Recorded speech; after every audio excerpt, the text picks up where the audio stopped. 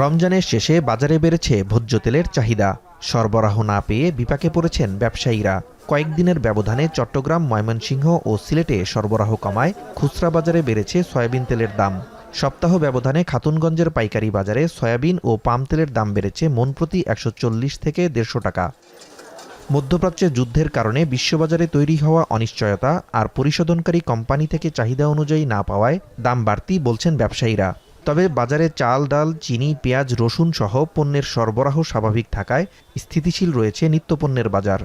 যুদ্ধ লাগার পর থেকে ২০-৫০ টাকা মন বাড়লো। এখন বর্তমানে পাম রেট হল ৬,১০০ টাকা মন, আর সোয়াবিনের রেট হলো ৭,৩০০ টাকা মন। ওইভাবে আছে। বোতল তেল রেট বাড়ে নেই।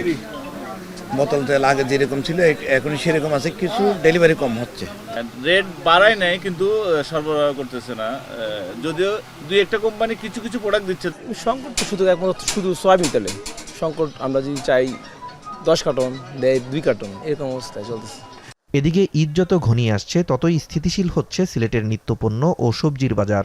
পেঁয়াজ আমরা কিনে আনি 34 টাকা 35 টাকা, বিক্রি করি 40-45 টাকা। বিশেষ করে রসুনের দামটা একটু বেড়ে গেছে।